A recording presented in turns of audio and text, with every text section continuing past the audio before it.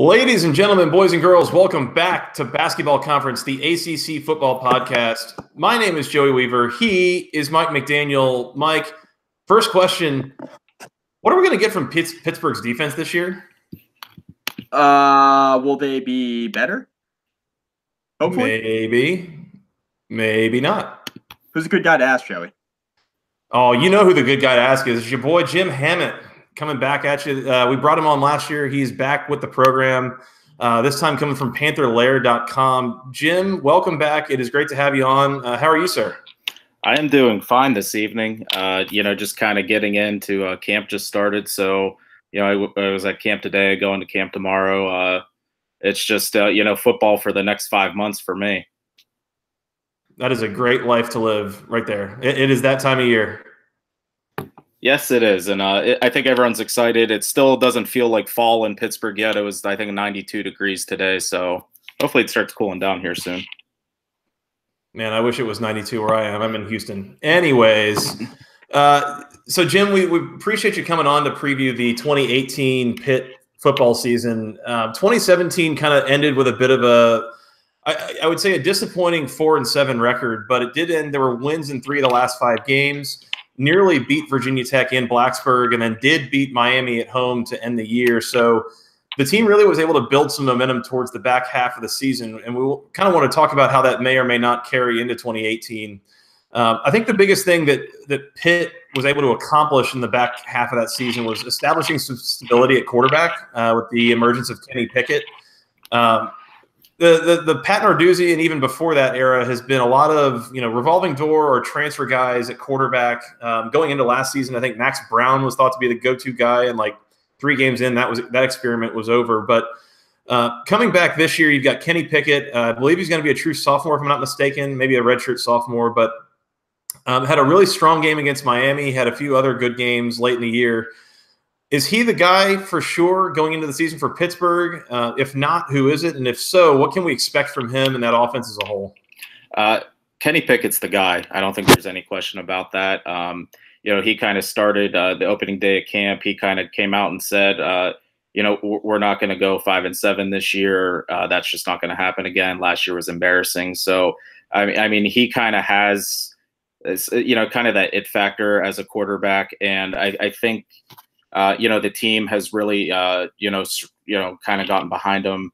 One of the senior offensive linemen, Alex Buxer, he's been around for 3 years. He said, there's only one guy on the team that can tell me to shut up, and it's Kenny Pickett. So he's the guy. And it did start last year.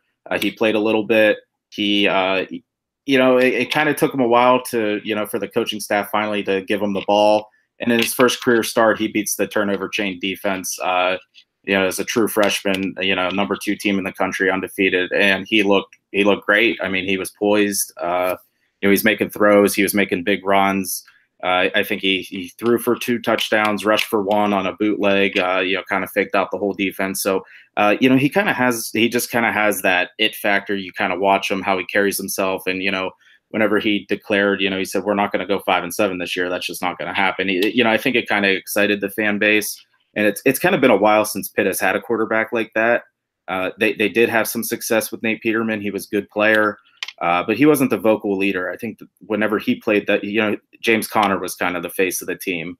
And, it's probably been since I don't even know. This probably predates you guys, maybe the Tyler Palco era. That's pre-ACC, but he was kind of that, face of the program kind of quarterback Pitt had. So, there's hope that, I think among the Pitt fan base that maybe Kenny Pickett could be that kind of guy for this program.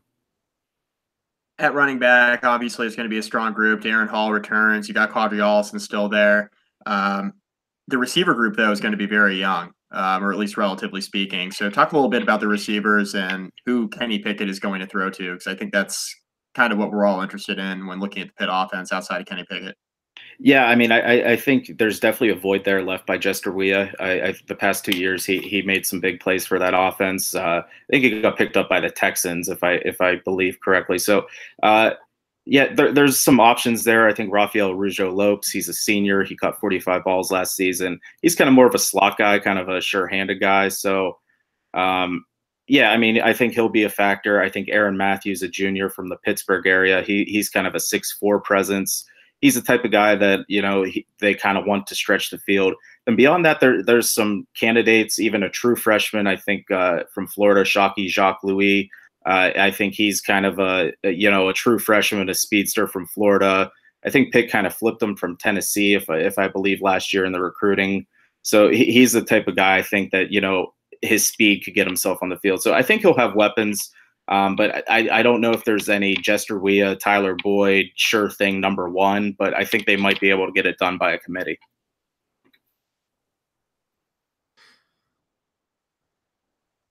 So looking at the defense, you know, on the other side of the ball, 50th, 62nd, 75th in the 3 years under Pat Narduzzi. Is there reason to believe that it'll improve in year 4? There's a lot of starters returning at the very least. Yeah, I think, 9 starters are back. The 2 starters that are moving on, they were NFL draft picks, Jordan Whitehead and Avonte Maddox, so they will definitely be missed. But I think this might be the year wherever it kind of finally clicks and they might kind of turn into that Michigan State kind of defense. Towards the back end of last season, I mean, I thought the defense was really playing well. They really kept Miami in check. They held Virginia down. I mean, for the most part, like that second half of the season, the defense was kind of flying to the ball. They get an injured player back in Quentin Virginis. He was slated to be the middle linebacker last season. He got hurt before the season. He got an extra year of eligibility, so he's back. So they're looking for him in the middle. Narduzzi has recruited very well on the defensive line, defensive backfield. Guys like DeMar Hamlin was a big recruit out of the Pittsburgh area. Paris Ford, he's the next, maybe the next Jordan Whitehead kind of cornerback, safety type player. And they have depth on the defensive line. I was at practice today and, I kind of got up close and personal and saw those guys. And, Rashad Weaver, he's like a big 6'5", 270 D end. Dwayne Hendricks, he was once a big time recruit, went to Tennessee, transferred to Pitt. They were kind of waiting for him to finally put it all together. Even a guy like Patrick Jones and, in the inside, Keyshawn Camp was a big commit. I mean, he's really done well recruiting, defensive line and secondary. So I think this is finally a year where you're going to see, some big plays made on that defense. Pitt does swap defensive coordinators this year, going with Randy Bates, who was the linebackers coach at Northwestern. Is that really going to change much of anything, or is ultimately he still just running Narduzzi's system, or what different take or different approach to this would he take versus his predecessor? Yeah, I think, Northwestern run a pretty strong defense in recent years. Obviously, Northwestern's a good program. Pat Fitzgerald, very successful coach, and, him being the linebackers coach. I think they want more out of their linebackers. I think that's kind of been a problem where they lack. But I think for the most part, it's going to be, the Pat Narduzzi defense. And I think, through the years, he's been trying to tweak it because, the Big Ten East and the ACC Coastal are 2 very different divisions. There's more speed down here. You're not getting the power football of the Big Ten. So I think he's had trouble with, kind of like, how do I defend 50 passes a game? We didn't see that in the Big Ten. So I think that's kind of been his main issue. But I think for the most part, it's not going to look too different. I think there was a little bit of falling out with the defensive coordinator and Pat Narduzzi. I believe he took over as the head coach of Wofford. So, I think it was kind of a mutual parting of ways sort of deal. So, Jim, we ask you this every year, and I think going into year 4, it's another appropriate time to ask you the question of what does the fan base think of Pat Narduzzi at this point? We just talked about the defense and the struggles that they've had. Obviously, Pitt goes 5-7 last year when they were expecting to make a bowl game, hopefully, and they weren't able to get that done. What's the status of Pat Narduzzi there? Is this a hot seat year? Like, we talked about this a little bit last year, and we said, yeah, maybe not. Give him another year or 2, and we'll see what happens. Like, what's the temperature after missing a bowl game last year? Yeah, I mean, sometimes the people that complain the most complain the loudest. So you kind of hear their complaints. So, I mean, just recently this past summer, I mean, Pitt got off to a very slow start in recruiting. They didn't I don't think they landed a commitment till June. So, imagine, me working for a message board about recruiting. What do I talk about? And what do all of my consumers talking about? So that got really, really just bad. I mean, people really were mad at Narduzzi. And, it was weird. On Father's Day weekend, they landed 15 commitments, just all at once. It was ridiculous. It was crazy. So that kind of quieted people down. But that recruiting thing, that's kind of been a main sticking point for Pitt fans. And I don't really know why. I think a lot of it is probably jealousy, looking to the East and seeing Penn State and seeing James Franklin recruiting at a top 10 level. So I think a lot of, the mistakes with Pat Narduzzi, it deals with recruiting. There, people just wonder, like, why can't we recruit like Penn State? And I mean, I think there's a lot of good reasons why you can't. I mean, it is what it is. But, Pitt's recruiting class, I think in the Rivals.com, they're 30th.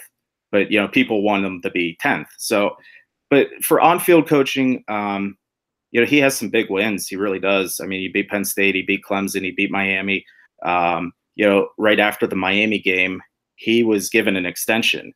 And I think that's kind of noteworthy because Pitt has a new athletic director.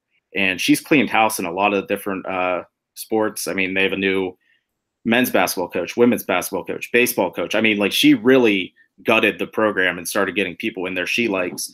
And she inherited Pat Narduzzi, and she gave him an extension. So I think that's pretty telling that she must like him because she was getting rid of just about everyone else.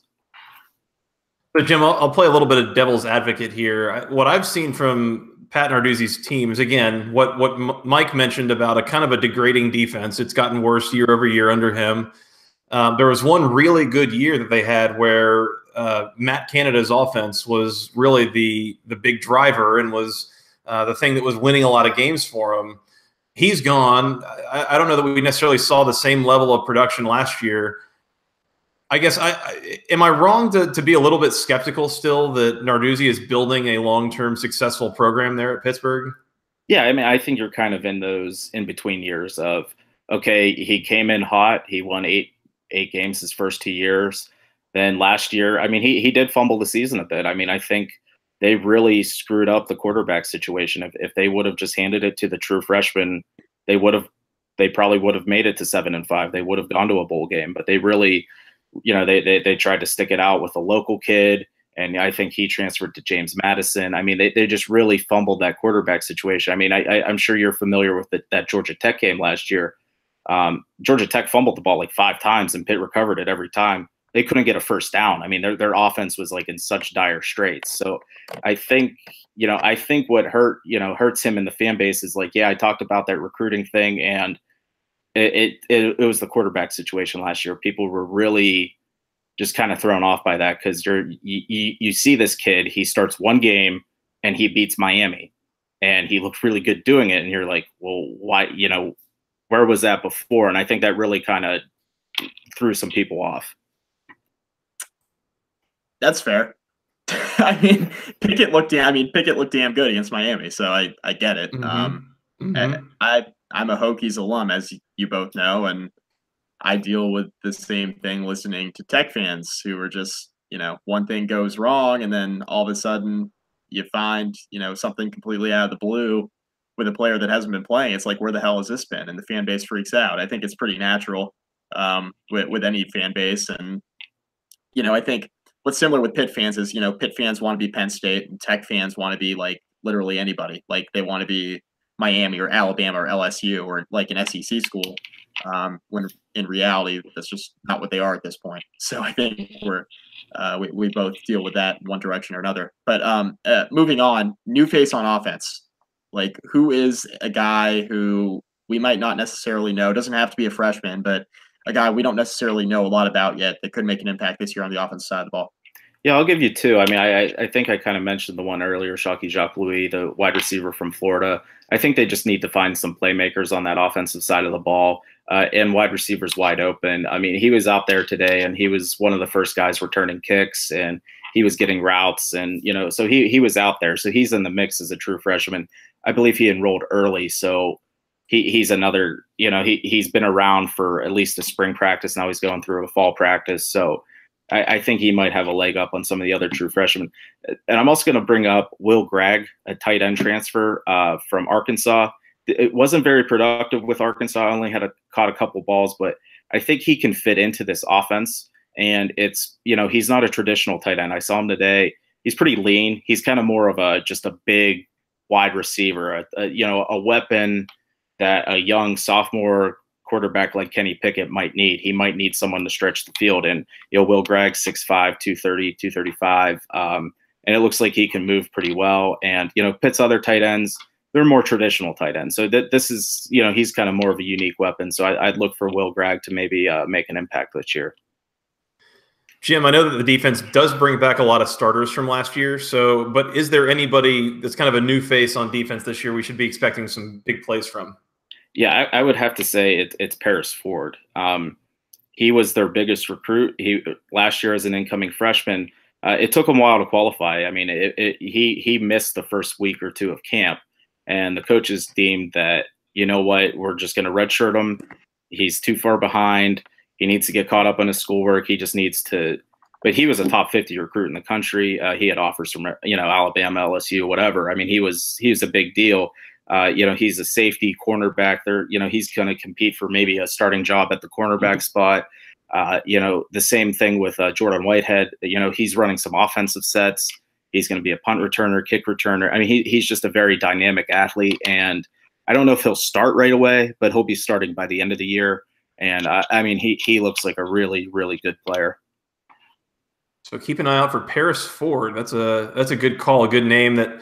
Yeah, I guess him being out last year, a lot of us maybe forgot about the name a little bit from recruiting, but certainly big potential for Pitt's defense. As you mentioned, like Jordan Whitehead, a guy who can be very versatile and play a lot of roles. Jim, let's look at the schedule here. What we've been doing for all these teams so far is kind of breaking it down into 3 categories. So games that you consider surefire wins, games you consider surefire losses, and then basically looking at the rest of them as toss-ups. As we look at the schedule, are there any of these on here? I know that they start out against Albany. That's an FCS team, but maybe a couple of other easier games in the middle. Are there any that you look at other than Albany that you're just like, ain't no way Pitt's going to lose that game? Yeah, I mean, I kind of look at the, Syracuse and Duke at home kind of in the middle of the season. They kind of surround that Notre Dame part of the schedule. I think those are games they can win. 2 years ago, whenever Pitt hosted both of those teams, I think that was the famous, 77-68 game or whatever when they beat Syracuse, and they really took it to Duke. And they've had some success against Duke. Even last year when Pitt was, a non-bowl team, they went down to Durham and beat them. So I think Syracuse and Duke are pretty winnable. And I think, you almost always have to look at Virginia.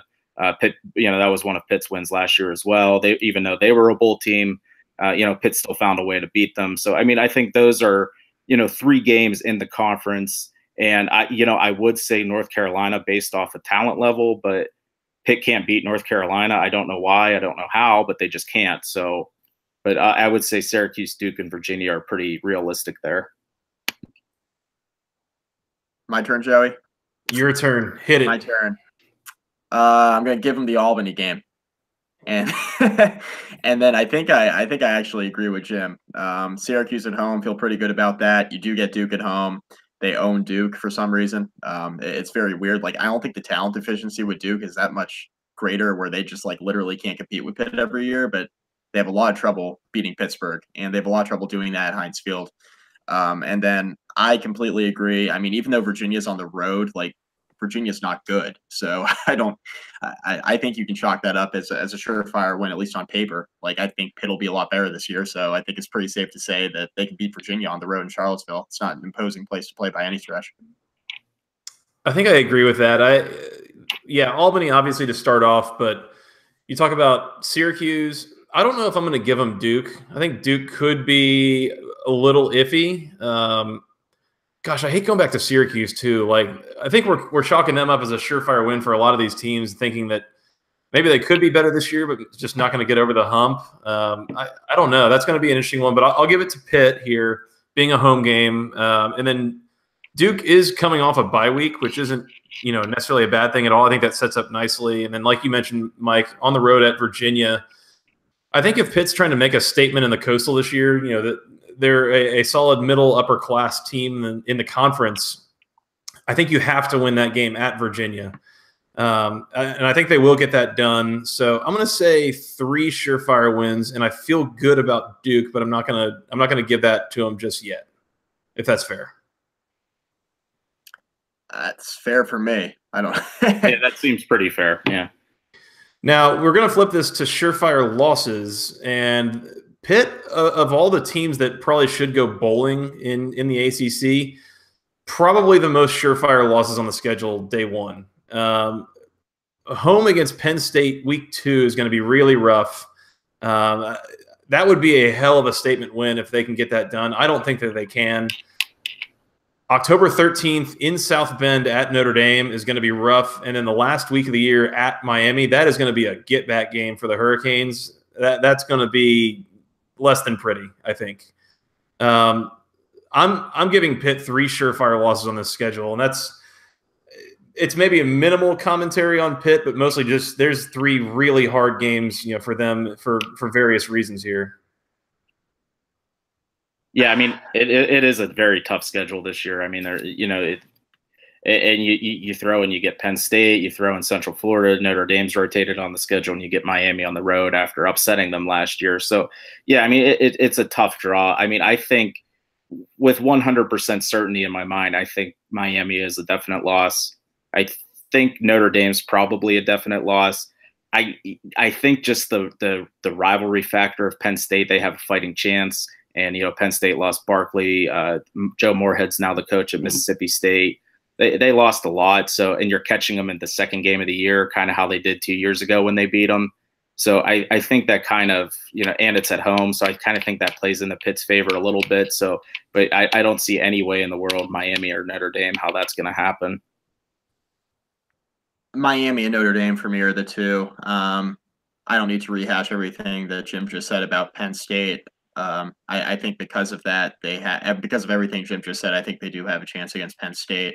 I don't think it's a great chance, but I don't think it's a surefire loss either. So I think especially since it's at home and they beat them at home 2 years ago and it was early in the year, I'll chalk that up as a toss-up as best I can. But at Notre Dame and at Miami, I think those are 2 really, really tough games.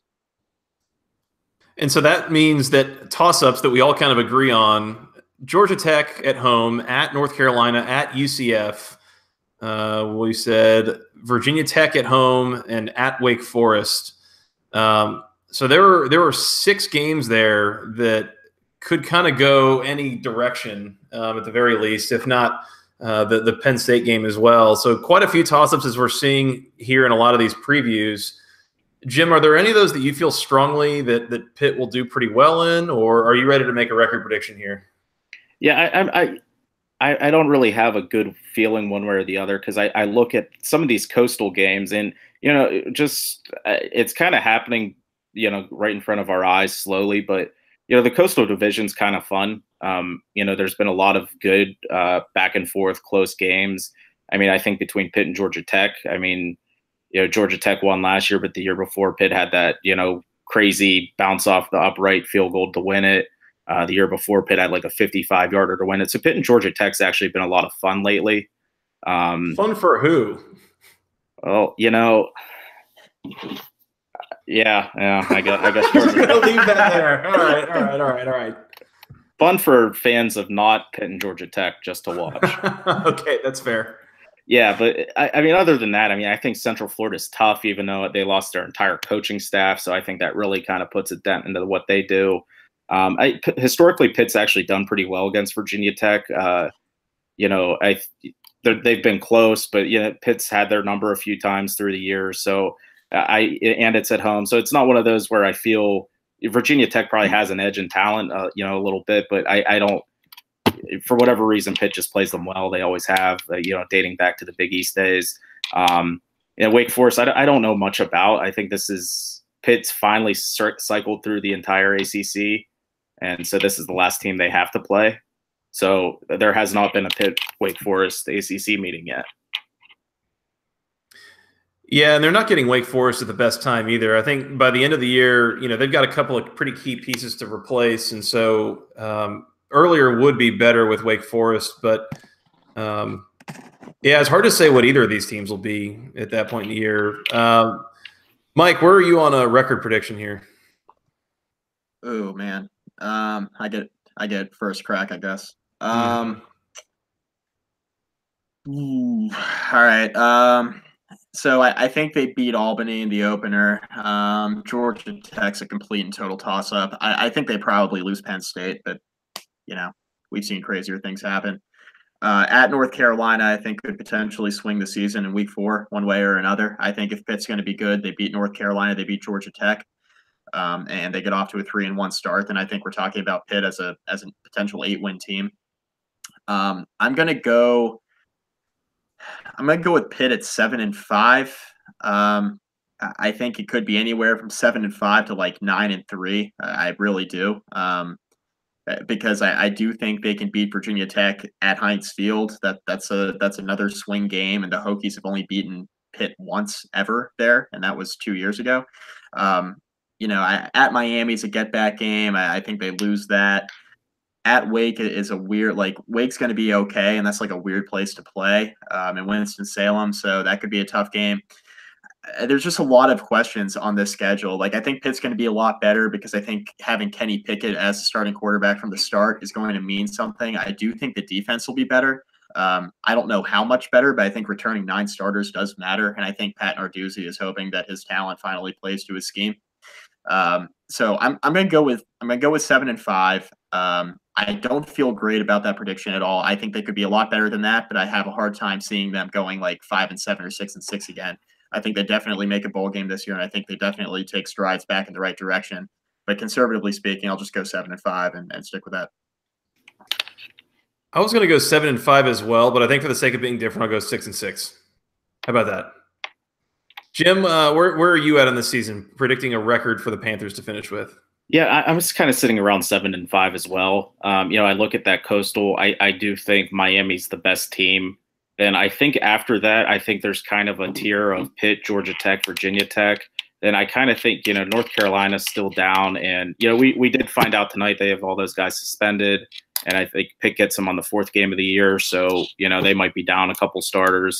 So I think this might be the year they beat North Carolina. I think Duke and Virginia are still down a little bit. So, Pitt might be out of 7 teams. They might be right smack dab in the middle of the ACC Coastal. I think that's probably good for 7-5. But, it's kind of been a topic among Pitt fans, through the years is, did they schedule too hard? I mean, you go to Central Florida, you have to play Notre Dame, which is kind of out of your hands, Penn State, but having 3 big games like that, I mean, if they took away one of those and, put on a MAC team, 7-5 and, maybe you're 8-4, something like that. So it's always been a topic through the years. Does Pitt kind of schedule a little bit too hard? Well, and if you're going to schedule too hard or too easy, I'd prefer you schedule too hard, frankly. And I think a lot of fans probably would. But yeah, I mean, this is a rough out of conference. Home against Penn State, just come off of Fiesta Bowl.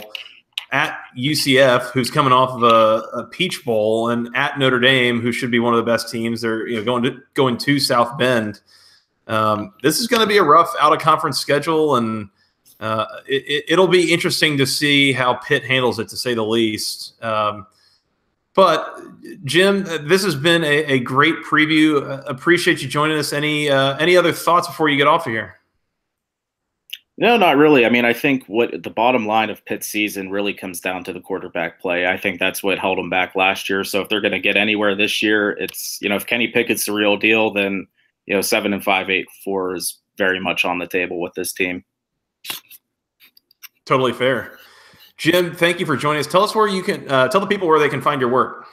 Okay. You can follow me on Twitter at Jim Hammett. It is just my name. And, we do our work. It's a part of the Rivals Network, panther-layer.com. It is the top spot to get any kind of Pitt news. If you are a Pitt fan, our message boards, you'll find out all the inside scoop on the recruiting and, coaching changes, anything Pitt, you can find it on Panther Layer. That is the top source for Pitt sports. Very cool. Jim, again, appreciate you coming back on. We need to have you on again soon. It's always an open door, so don't be a stranger. Yeah, anytime, guys. Thanks, Jim. All right, Mike, that wraps it up for Pittsburgh. We're going to get out of here and go preview some more teams. But before we do, the people should know they can find us on Twitter. I am at FTRS Joey. He is at Mike McDaniel CFB. Together, we're at BC Podcast ACC. And as he said, he is at Jim Hammett on Twitter. Go find him for all the Pitt news and updates that you want. He's got a bunch of inside info, all sorts of good stuff there on pantherlair.com on the Rivals Network. Mike, they can find us on iTunes, Google Play, SoundCloud, the Overcast app, wherever fine podcasts are sold. They can send us an email with questions, comments, concerns, whatever y'all want, to the longest email address known to man, basketballconferencepodcast@gmail.com. Nailed it. Yeah. And Mike, tell them where they can find us on the social medias. Facebook.com/basketballconference. Rate, review, find all of our podcasts there. Rate us on iTunes, review us on iTunes. We're getting ratings on iTunes, which is great. We need some more reviews. Yes, please do that. Please review us on iTunes. Also, you can go find us on YouTube if you want to watch videos of these chats that we're having. If you want to see the dope posters that Jim has behind him on the wall, that's a good option. So go find us and subscribe on YouTube as well. As we get enough subscribers, we get our own URL, so it'll be easier to find. But just go search Basketball Conference Podcast, and you'll find us. Mike, anything else before we get out of here? I think we're good, man. Let's come back and do another one of these soon. Until next time, for Mr. Mike McDaniel, I am Joey Weaver. Thank you guys so much for listening. We'll talk to you again soon. And until then, go ACC.